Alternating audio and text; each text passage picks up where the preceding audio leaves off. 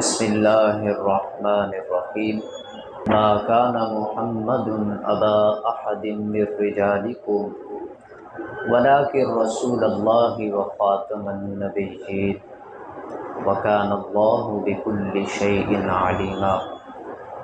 صدق اللہ مولانا العظیم وصدق رسولہ النبی الامین الکریم۔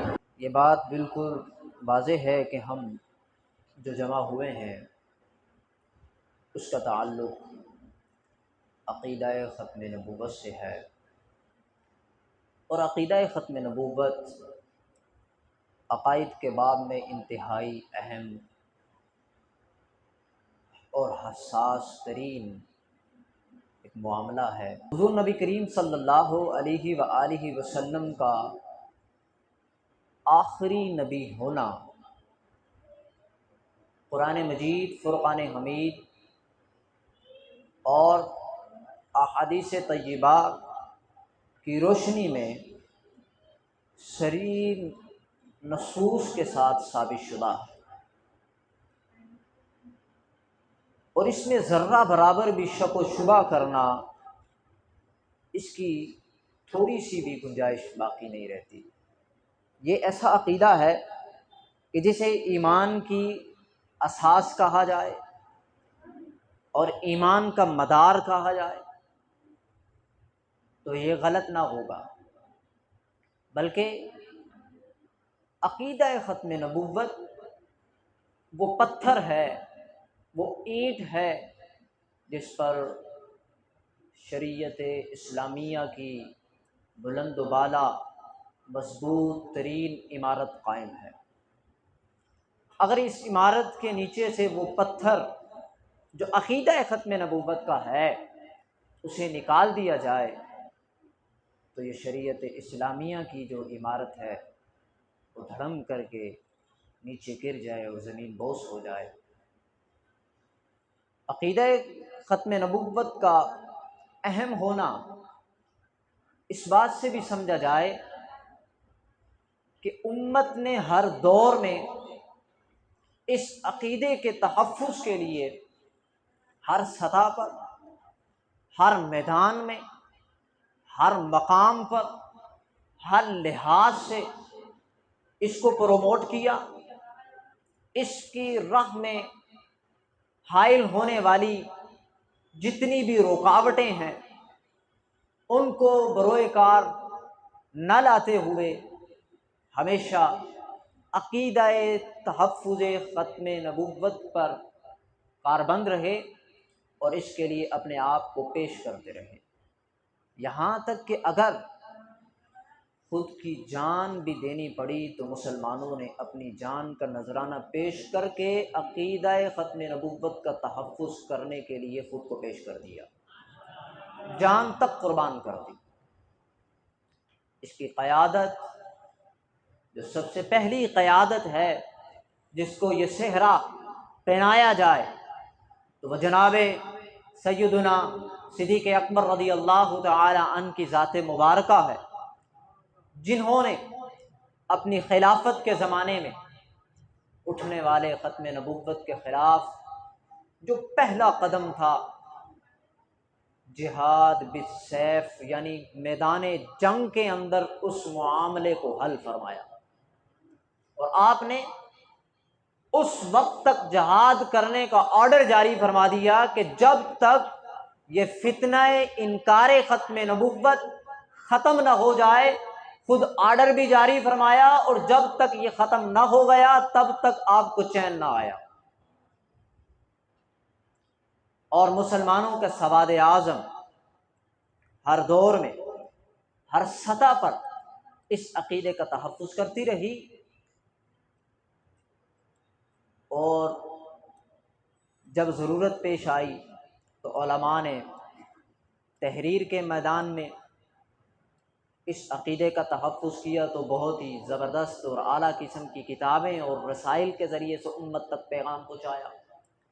جب ضرورت پیش آئی کہ سیاست کے میدانوں میں، سیاست کے ایوانوں میں اس عقیدے کا تحفظ کیا جائے تو علماء نے سیاست کے میدان میں آ کر، سیاست کے میدان میں قدم رکھ کر، اسمبلیوں کے اندر بھی اس عقیدے کا تحفظ کر کے آئین پاس کروایا، اور اس میں یہ شک بنوائی کہ جو ختم نبوت کا انکار کرے وہ مسلمان نہیں ہے۔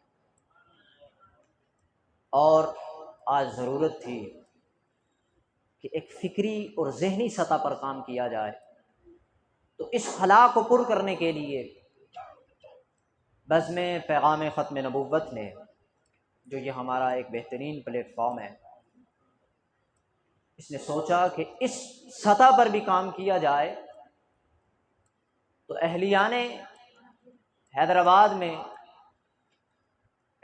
حیدرآباد کے لیے پچھلے 5 سے 6 سال سے زائد کا عرصہ ایسا ہے کہ جس میں ذہنی اور فکری سطح پر بزم پیغام ختم نبوت نے اسی طرح 5 دن کا کورس ہر سال کی بنیاد پر منعقد کیا، اور لوگوں کو ذہنی طور پر اور فکری طور پر عقیدہ ختم نبوت کے لیے تیار کیا۔ یہ آپ یہاں کے جام شوروں کے لوگوں کے لیے بھی یہ بڑی خوش نصیبی کی بات ہے کہ بزم نے اپنے کام کو وسعت دی، اور وسعت دیتے ہوئے یہ حیدرآباد سے نکل کر جام شوروں کی سرزمین پر اہلیان اسلام کے لیے اور اہلیان جام شوروں کے لیے یہ پیغام لے کر آئے کہ جس عقیدے کے لیے ہم آئے ہیں یہ عقیدہ بڑا اہم ہے، اگر کوئی اس کو چھوڑ دے تو اس کا ایمان باقی نہیں رہتا۔ تو سب سے پہلے جو اس کورس کی نشست کا عنوان چنا گیا اور مجھے سپرد کیا گیا، وہ ہے عقیدہ ختم نبوت قرآن مجید کی روشنی میں۔ دیکھیں، اس دور کا جو سب سے بڑا فتنہ ہے انکار ختم نبوت کا، وہ ہے قادیانیت۔ قادیانیت انہوں نے یہ ہتھیار بنا لیا ہے کہ ہماری نوجوان نسل، ہمارے کالجز اور یونیورسٹی کے طلباء اور وہ لوگ جو اسلامی لٹریچر کی تعلیم اور تدریس سے اپنے آپ کو دور رکھتے ہیں اور اسلامی تعلیمات سے دور دور رہتے ہیں، ان لوگوں کو انہوں نے گھیرنا شروع کیا اور انہیں دیگر ذرائع سے لالچ دے کر اپنے قریب کرنے کی کوشش کی، اور وہ دھوکہ دیتے ہیں امت مسلمہ کے ان نوجوانوں کو، طلباء کو، اور لوگوں کو لالچ دیتے ہیں۔ تو ہم نے سوچا کہ کیوں نہ جب وہ محنت کر کے ایمان والوں کے ایمان کو خراب کر سکتے ہیں، ہم بھی محنت کر کے ایمان والوں کے ایمان کو بچانے کی کوشش میں لگ جائیں۔ تو وہ کس طرح دھوکہ دیتے ہیں؟ جو آیت مبارکہ ہم پڑھتے ہیں، جو قرآن مجید فرقان حمید کے اندر اللہ کے پیارے حبیب نبی رحمت محمد الرسول اللہ صلی اللہ علیہ وآلہ وسلم کی ختم نبوت کی جو سب سے واضح آیت مبارکہ ہے، وہ اسی کو پڑھ کے نوجوانوں کو بہکانے کی کوشش کرتے ہیں۔ یعنی ہمارا ہتھیار، اسی ہتھیار سے ہمیں ہی زد پہنچا رہے ہیں۔ اس کی وجہ کیا ہے؟ اس کی وجہ یہ ہے کہ ہم نے اپنے ہتھیار کو استعمال کرنے کا طریقہ ہی نہیں سیکھا۔ ہتھیار تو ہیں ہمارے پاس، لیکن ہمیں ہتھیار استعمال کرنے کا طریقہ نہیں آتا، ہمارے پاس فن نہیں ہے کہ ہم نے اپنے ہتھیار کو استعمال کیسے کرنا ہے۔ تو گویا کہ آج کی یہ جو ہماری نشست ہے اور بقیہ 4 دن بھی رہے گی، وہ یہ اس بات پر مبنی ہوگی کہ جو ہمارے ہتھیار ہمارے پاس موجود ہیں، ہم نے ان کو اپنے دفاع اور اپنے ایمان کے دفاع کے لیے کس طرح استعمال کرنا ہے۔ سب سے پہلی جو آیت مبارکہ ہے، جو مشہور و معروف ہے، اور بڑی خوشی کی بات یہ ہے کہ وہ آپ کے پیچھے جو پینافلیکس لگا ہوا ہے نا، آپ کی مسجد میں بڑے پینافلیکس کے اوپر وہ آیت مبارکہ درج ہے، پرنٹ شدہ ہے۔ وہ آیت مبارکہ ہے قرآن مجید فرقان حمید کا پارہ نمبر 22 ہے، آیت نمبر 40، سورۃ الاحزاب۔ اللہ فرماتا ہے ما کان محمد अबा अहदिम मिर रिजालिकुम वलाकिर रसूल अल्लाह व खातमन नबिय्यीन व कान अल्लाहु बिकुल्लि शैइन अलीमा। इसका पहला जुमला है, इसमें अल्लाह ताला ने 4 चीज़ों को बयान फरमाया। पहला ये है कि ये नबी पाक सल्लल्लाहु अलैहि व आलिहि वसल्लम तुम्हारे मर्दों में से किसी के वालिद गिरामी नहीं है। इसका ताल्लुक़ हज़रत ज़ैद रज़ी अल्लाह ताला अन्हु से है, जो रसूलुल्लाह सल्लल्लाहु अलैहि व आलिहि वसल्लम के मुँह बोले बेटे थे और मशहूर हो गए, मारूफ हो गए। फिर उनकी ज़ोजा मुबारका को, जो नबी करीम सल्लल्लाहु अलैहि वसल्लम की फूफी की शहज़ादी थी, साहबजादी थी, उनसे निकाह हुआ, मामलात आगे न बढ़ सके, तलाक़ हो गई। तो तलाक़ होने के बाद अल्लाह ने अपने प्यारे हबीब सल्लल्लाहु अलैहि वसल्लम को सिर्फ हुक्म ही नहीं दिया, बल्कि अल्लाह ने खुद उनका निकाह नबी करीम सल्लल्लाहु अलैहि वसल्लम से फरमा दिया। तो जब ये आपका निकाह मुबारका हज़रत ज़ैद रज़ी अल्लाह ताला अन्हु की ज़ोजा मुबारका, जो साबिक़ा ज़ोजा हैं, उनसे हुआ, तो मक्के में शोर उठा कि ये कैसा दीन है, कैसा मज़हब है कि ये इस मज़हब के मानने वाले ये कैसा मज़हब लेकर आए हैं। लोगों ज़रा देखो तो सही, बाप अपने ही बेटे की मनकूहा से निकाह कर रहा है। अल्लाह ताला ने इस बातिल नज़रिए को रद्द करना था। असल में हज़रत ज़ैद हुज़ूर नबी करीम सल्लल्लाहु अलैहि वसल्लम के सगे बेटे नहीं थे, मुँह बोले बेटे थे। और अरब के अंदर ये रिवाज था कि मुँह बोले बेटे की भी मनकूहा को तलाक देने के बाद बाप उससे निकाह नहीं कर सकता और वरासत में उसको हिस्सा मिलता था। अल्लाह ने इस पूरे सिस्टम को ख़त्म करना था, तो इसीलिए अपने नबी अलैहिस्सलातु वस्सलाम का निकाह हज़रत ज़ैद की जो मनकूहा थी, जिनको उन्होंने तलाक़ दे दिया, उनसे खुद अल्लाह ने फरमाया। तो ये शोर ख़त्म करने के लिए और इस रिवाज को ख़त्म करने के लिए तभी अल्लाह के प्यारे हबीब सल्लल्लाहु अलैहि वसल्लम की गवाही देने के लिए अल्लाह ने फरमाया, मा काना मुहम्मदुन अबा अहदिम मिर रिजालिकुम, ये तुम्हारे मर्दों में से किसी के वालिद गिरामी नहीं है, वलाकिन रसूल अल्लाह, मगर ये याद रखना ये अल्लाह के रसूल हैं। ये क्या हैं? अल्लाह के रसूल हैं। और फिर फरमाया तीसरा पॉइंट, व खातमन नबिय्यीन। अब इसका माना क्या है? अब देखिए, ये जो फितना कादियानियत के प्रचार करने वाले हैं ना, वो इसी व खातमन नबिय्यीन जुमले को उठाते हैं और तरोड़ मड़ोड़ कर पेश करते हैं। और माना इसका क्या करते हैं? वो ये कहते हैं कि वक़ातमन नबिय्यीन का माना है नबियों की मोहर। जब आम आदमी उनसे कहता है कि आप हुजूर को ख़ातमुन नबिय्यीन नहीं मानते, इसलिए हम आपके झांसे में नहीं आएंगे, हम आपके साथ चलने के लिए तैयार नहीं हैं, तो फिर वो उन लोगों को झांसा देने के लिए कहते हैं, तुम्हें किसने कहा है कि हम हुजूर को ख़ातमुन नबिय्यीन नहीं मानते? जितना हम मानते हैं उतना कोई भी नहीं मानता। वो कहते हैं हम हुजूर को ख़ातमुन नबिय्यीन मानते हैं। अब ये देखें, लफ्ज के अंदर छुपा कर मुसलमानों को धोखा देने की कोशिश कर रहे हैं। किस माने के साथ मानते हैं? असल बात है कि जब वो आपसे या कोई किसी के साथ कलाम कर रहा हो, आपसे आके वो अपना मसला डिस्कस करे और वो ये बात आपके सामने रखे कि कादियानी भी कहते हैं कि हम हुजूर को ख़ातमुन नबिय्यीन मानते हैं, तो आपका अगला सवाल ये होना चाहिए, अगर आप बिला वास्ता कलाम कर रहे हैं कादियानी से, तो पहला सवाल ये होना चाहिए कि ख़ातमुन नबिय्यीन का आप माना क्या करते हैं। अगर आप बिल वास्ता कर रहे हैं तो आपका फिर भी यही सवाल होना चाहिए कि आप उनसे सवाल करें कि ख़ातमुन नबिय्यीन का माना क्या करते हैं, किस माने के तहत तुम हुजूर को ख़ातमुन नबिय्यीन मानते हो। उनका असल माना यह है, वो कहते हैं कि यहाँ पर माना यह किया जाएगा कि नबियों की मोहर।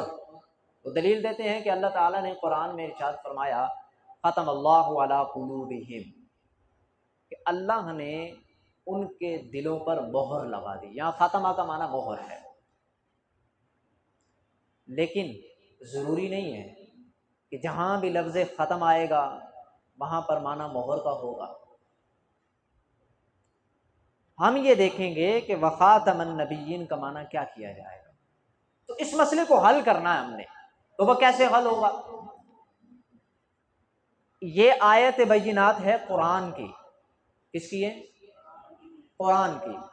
قرآن کا معنی اور قرآن کی تشریح اور قرآن کی تفسیر جو سب سے زیادہ معتبر ترین تفسیر ہے وہ رسول اللہ صلی اللہ علیہ وسلم کا کلام مبارکہ۔ جب حضور کسی آیت، کسی لفظ اور کسی کلام کی خود وضاحت فرما دیں تو پھر ہم نے اس آیت کی تفسیر اور تشریح کرنے کے لیے کسی لغت کی طرف نہیں جانا، کسی اور کی طرف نہیں دیکھنا۔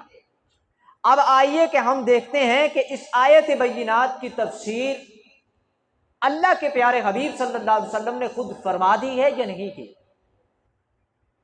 اور یہ میں جو کہہ رہا ہوں کہ ہم نے وہ آیت بینات جس کی تشریح خود رسول اللہ نے کی ہو اس کی طرف جانا ہے، یہ میں کیوں کہہ رہا ہوں؟ یہ بھی قرآن سے ثابت ہے۔ اللہ نے فرمایا وَأَنزَلْنَا إِلَيْكَ الْكِتَابَ لِتُبَيِّنَ لِلنَّاسِ مَا نُزِّلَ إِلَيْهِمْ وَلَعَلَّهُمْ يَتَفَكَّرُونَ۔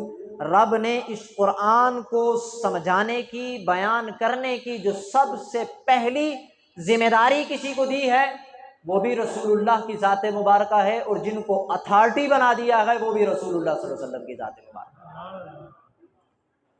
اللہ کے پیارے حبیب صلی اللہ علیہ وآلہ وسلم نے جامعہ ترمذی کی حدیث پاک ہے، یہ جلد نمبر 2 ہے اور کتاب الفتن کے اندر رقم الحدیث ہے 2219، انا خاتم النبیین لا نبی بعدی۔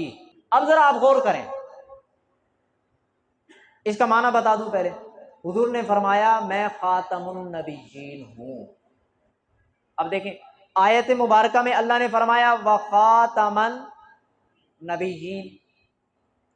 اللہ کے حبیب صلی اللہ علیہ وسلم نے جو حدیث مبارکہ کا پہلا حصہ بیان فرمایا اس میں بھی نبی کریم صلی اللہ علیہ وسلم نے جو پہلا حصہ بیان کیا نا، اس میں وہی لفظ استعمال فرمایا جو اللہ نے قرآن میں بیان فرمایا۔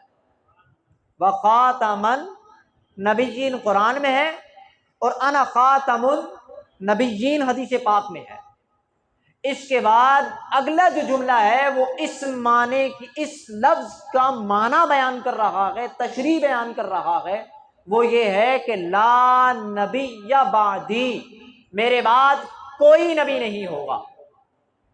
اللہ نے فرمایا وخاتم النبیین، حضور نے بھی اپنے بارے میں فرمایا خاتم النبیین، تو خود حضور نے آگے چل کے اس کا معنی بیان فرمایا۔ میں تمہیں بتاتا ہوں خاتم النبیین کا معنی کیا ہے۔ خاتم النبیین کا معنی یہ ہے کہ میرے بعد اور کوئی نبی نہیں آئے گا۔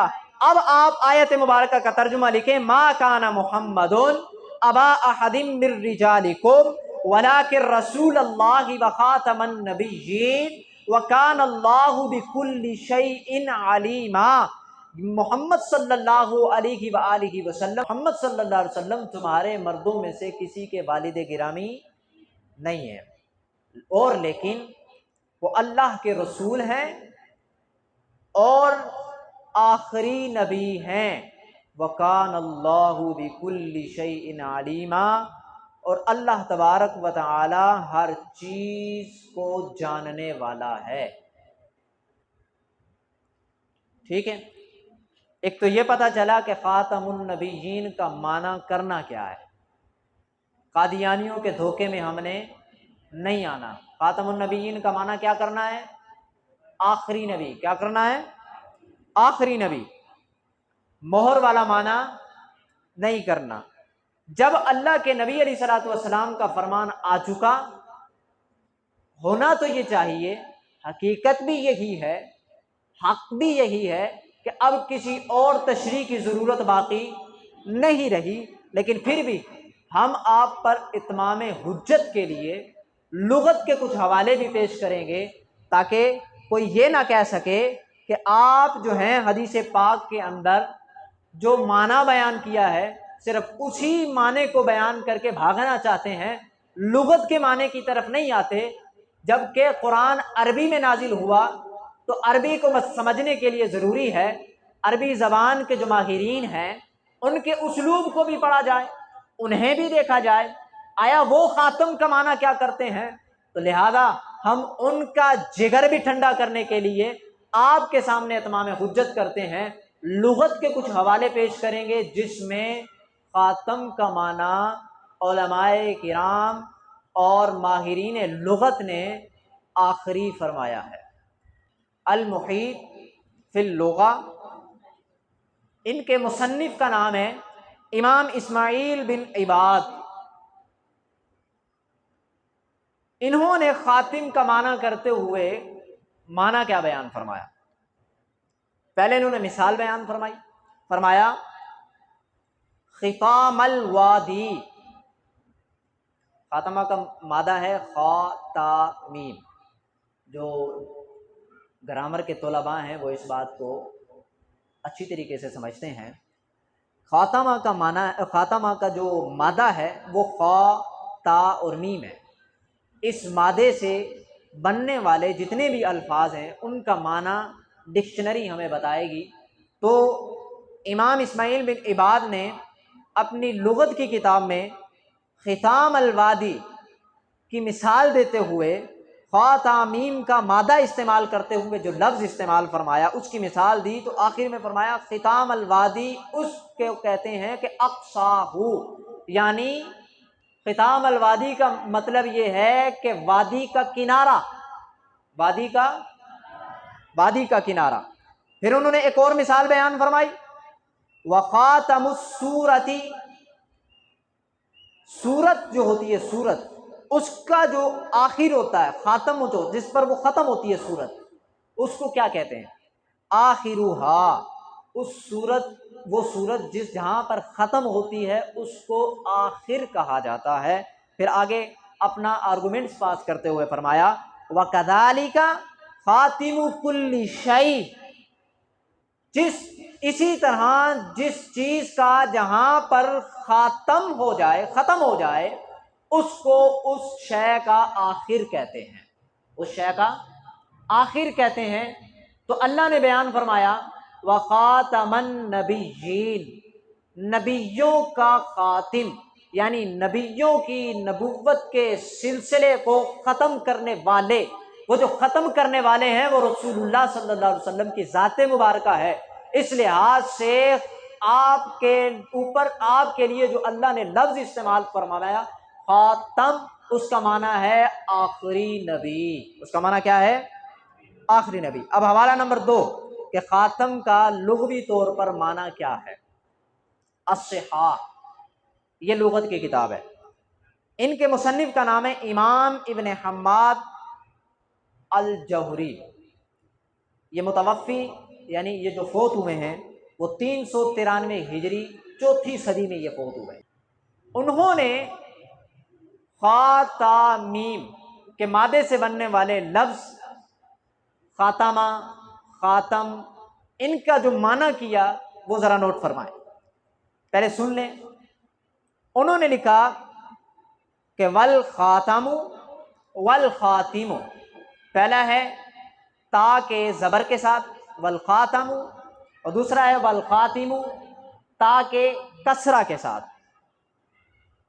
والخیتام، یہ بھی خاتا اور میم کے مادے سے بنا ہے۔ والخاتام، یہ بھی خاتا اور میم کے مادے سے بنا ہے۔ کلہ، فرمایا یہ سارے کے سارے، خاتمہ، خاتمہ، خاتمہ، خیتام و خاتام، آپ فرماتے ہیں ان سب کی اگر جمع لی جائے اور اس لفظ کو مرتب کیا جائے تو وہ بنتا ہے، ان سب کی جمع آتی ہے خواتین۔ جمع کیا آتی ہے؟ خواتین۔ اب وہ اس کا معنی بیان فرماتے ہیں وخاتمۃ الشیء، کسی شے کے خاتمے کو، کسی شے کے خاتمے کو، اب حکم بیان فرما رہے ہیں آخرہ، اس شے کا آخر کہتے ہیں، کسی شے کے ختم کو اس شے کا کیا کہتے ہیں؟ آخر کہتے ہیں۔ پھر اپنی طرف سے ایک مثال بیان فرما رہے ہیں۔ قربان جاؤں، انہوں نے مثال بھی وہ بیان فرمائی جو ہم نے سیکھنے آئے ہوئے۔ فرمایا محمد صلی اللہ علیہ وآلہ وسلم خاتم الانبیاء علیہم السلام۔ اللہ نے جو حضور کو خاتم النبیین فرمایا، اس کا معنی یہ ہے کہ حضور نبی رحمت محمد الرسول اللہ صلی اللہ علیہ وآلہ وسلم نبیوں کی نبوت کے سلسلے کو ختم کرنے والے ہیں۔ سیدھا سیدھا معنی یہ ہے کہ حضور نبیوں میں سے سب سے آخری نبی ہیں۔ اسی طرح امام راغب اصفہانی رحمۃ اللہ علیہ اور امام ابن منظور نے اپنی کتاب لسان العرب کے اندر لفظ خاتم کا معنی آخری بیان فرمایا ہے۔ کیا بیان فرمایا ہے؟ آخری بیان فرمایا ہے۔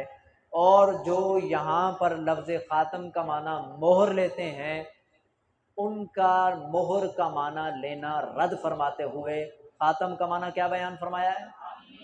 اب اللہ کا یہ فرمان وخاتم النبیین، اس کا معنی کیا نکل کے آئے گا؟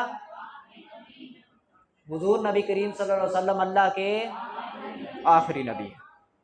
چلو جی، آپ کو یہ نہ بتا دیں کہ جب تک مرزا غلام قادیانی جو ہے، جو فتنہ قادیانیت جہاں سے جس کی ابتدا ہوئی ہے، جب اس نے نبوت کا دعویٰ نہیں کیا تھا، تب اس نے خود خاتم النبیین کا معنی کیا کیا وہ بیان کرتے ہیں۔ وہ کہتے ہیں اسی کی جوتی اسی کی بوتھی، یہ پنجابی کا محاورہ ہے کہ اسی کا منہ اور اسی کی جوتی۔ آؤ، غلام احمد قادیانی جس نے نبوت کا دعویٰ کیا، جب تک اس نے دعویٰ نہیں کیا تھا، اس وقت جب وہ خاتم النبیین کا ترجمہ کرتا تھا وہ کیا کرتا تھا؟ حوالہ نوٹ کر لیجئے۔ مرزا خود اس کا کیا معنی کرتا ہے کہ اللہ نے جو فرمایا ہے ما کان محمد ابا احد من رجالکم ولکن رسول اللہ وخاتم النبیین کا حوالہ نمبر، کتاب کا نام لکھیے جی۔ اصل میں تو یہ روحانی خزائن نہیں ہے بلکہ یہ شیطانی خزائن ہے، لیکن نام اس کا روحانی خزائن ہے، تو آپ فی الحال روحانی خزائن لکھیں۔ نام ہے اس کا روحانی خزائن، جلد نمبر 7، روحانی خزائن جلد نمبر 7، رسالہ حمامۃ البشرا، صفحہ نمبر 200۔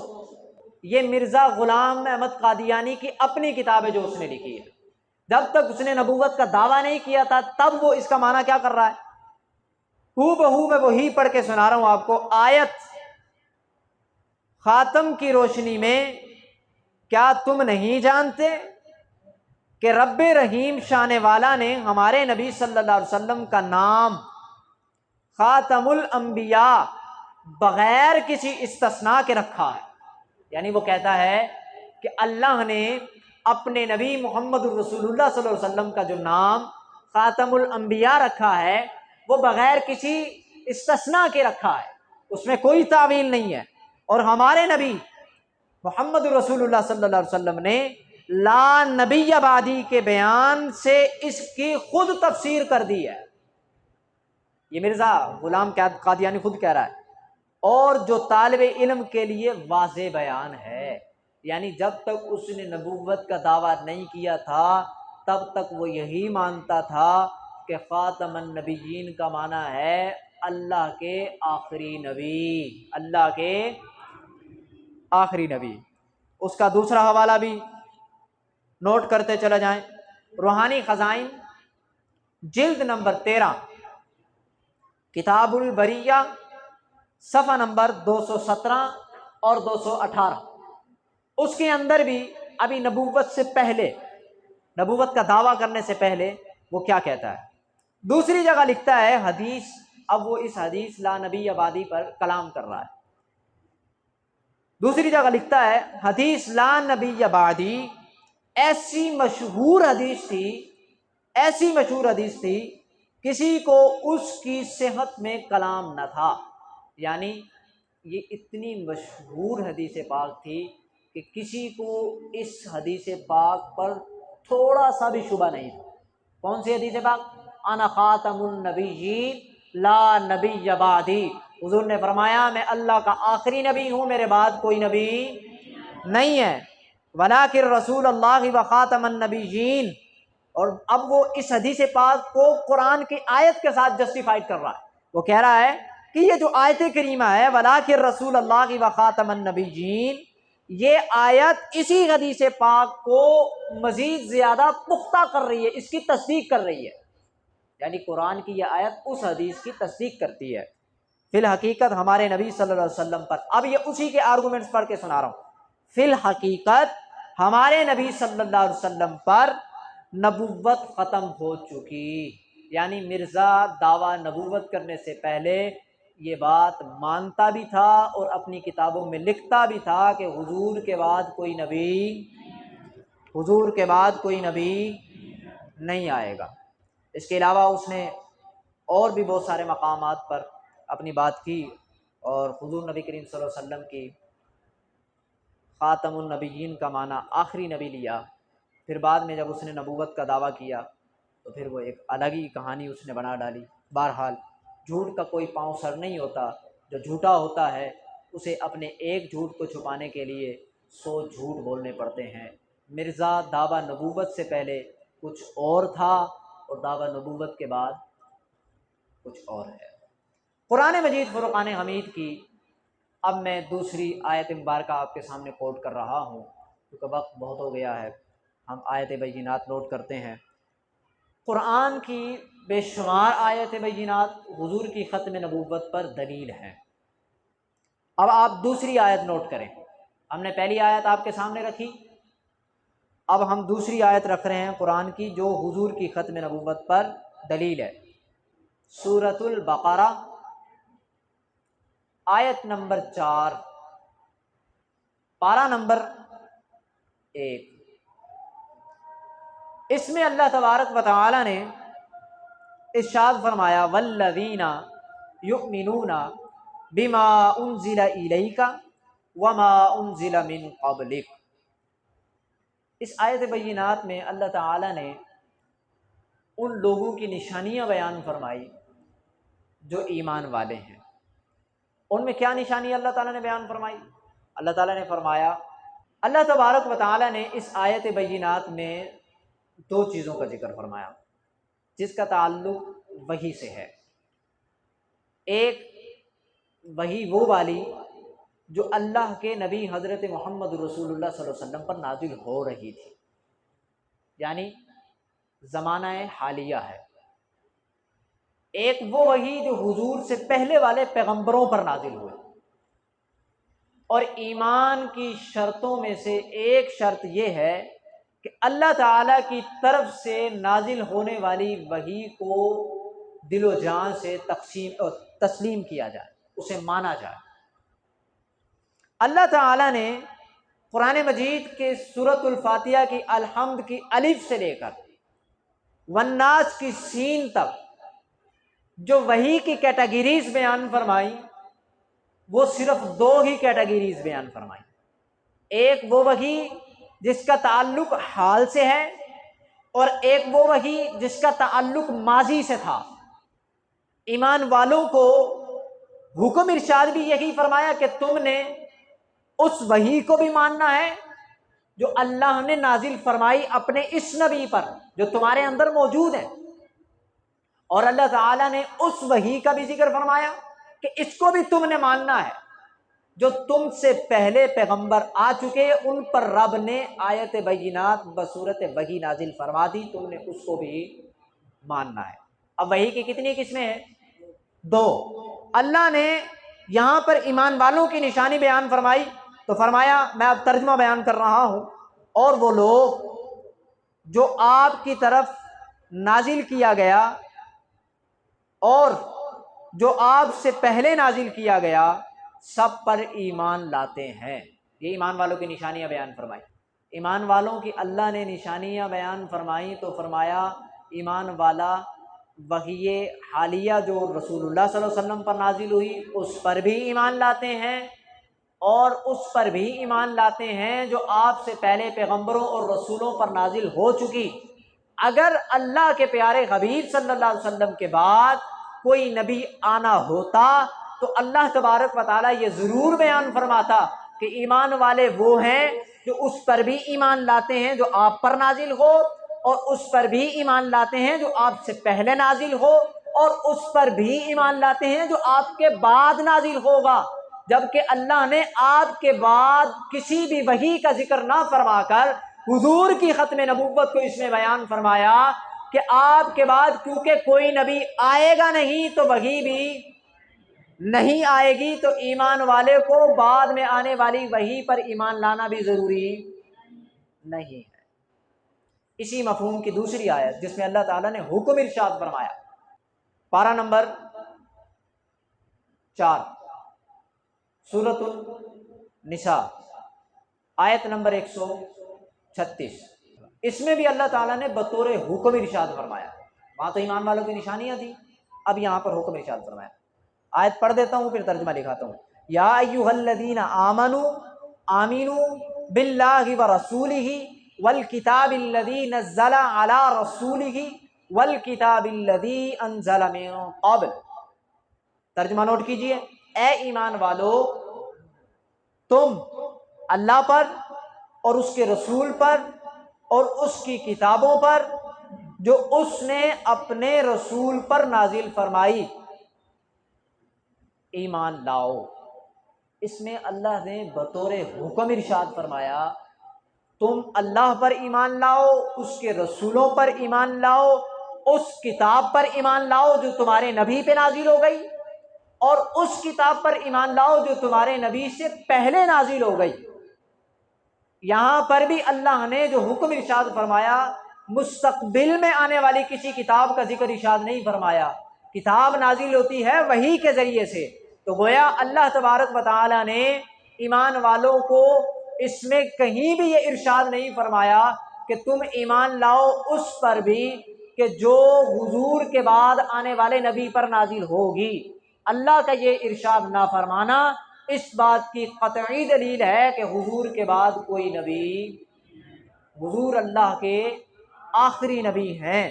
اور اس کے علاوہ قرآن مجید، فرقان حمید کی اور بھی بہت ساری آیت بینات جن کی تعداد کل ٹوٹل 129 آیت بینات ایسی ہیں جن سے اللہ کے پیارے حبیب نبی رحمت صلی اللہ علیہ وآلہ وسلم کی ختم نبوت پر دلیل قائم کی جا سکتی ہے۔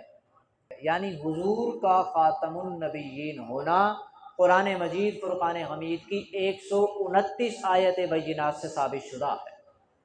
اور میں نے آپ کے سامنے اس وقت کی کمی کی وجہ سے صرف اور صرف 3 آیت بینات بیان کی ہیں، جبکہ ہمیں اپنے عقیدے کے ثبوت کے لیے قرآن مجید فرقان حمید کی 1 آیت بھی کافی تھی، جبکہ ہمارے پاس حضور کی ختم نبوت کے عقیدے کے لیے کتنی آیت بینات موجود ہیں؟ 129۔ قرآن کی 129 آیت بینات ہمیں کھول کھول کر بیان کر رہی ہیں کہ آقا و مولا محمد الرسول اللہ صلی اللہ علیہ وآلہ وسلم کے بعد اور کوئی نبی وما علینا الا البلاغ المبین۔